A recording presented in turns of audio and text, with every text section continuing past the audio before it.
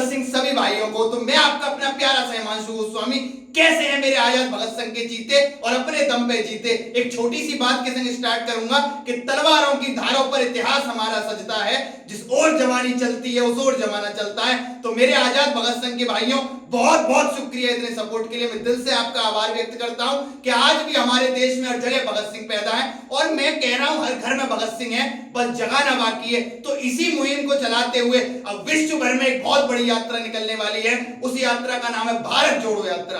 पर यह भारत जोड़ो यात्रा किसी राजनीतिक संघ की यात्रा नहीं है, यह आजाद भगत सिंह के साथियों की यात्रा है। ये फिर से उन सोए हुए भगत सिंहों को जगाने की यात्रा है जो घर में अभी बैठ के सो रहे हैं। भाई सोना नहीं है, अब देश को जरूरत पड़ चुकी है, अब भारत माता को जरूरत पड़ी है। तो आप घर में सो रहे हैं, पैदल यात्रा निकलेगी और पूरे भारत भ्रमण करेगी। जगह जगह से जितने भी छोटे छोटे संगठन होंगे सबको ये जोड़ती। भगत सिंह के नाम से जितने भी संगठन चल रहे हैं, मेरी सभी भाइयों से हाथ जोड़ के अपील है, आइए जुड़िए और लगातार आगे बढ़िए, क्योंकि हमें परिवार बनना, में एक दूसरे से नहीं लड़ना। मैं आपको एक बात बता रहा हूं, संगठन वाले एक दूसरे से नहीं लड़ रहे हैं, हम तो परिवार हैं। हमें लड़ना है भ्रष्टाचारी नेताओं से, हमें लड़ना है रेपिस्ट जो रेप करके जो जेल में बैठे हैं, हमें लड़ना है जो युवाओं का भविष्य खा रहे हैं, हमें उन कुर्सियों से लड़ना है जिन पर बैठने वाला व्यक्ति देश के खून को चूस रहा है और भारत माता को निरंतर कमजोर बनाता जा रहा है। हमारी लड़ाई आपस की नहीं है, हम देशभक्त हैं सब। अरे एक बात बताओ, आपका संगठन क्या होता है? हम सब एक हैं, पहले समझिए। मुझे अपने नौकर मान के, भाई मान के कह रहा हूं, अलग अलग नहीं है।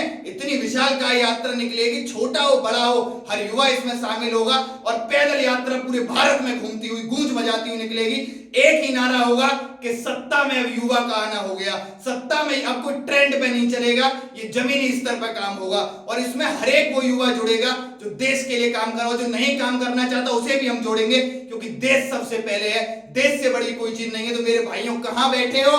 एक बार उस अग्नि में दोबारा से मैं कहता हूं, युद्ध का मौका बार बार नहीं मिलता।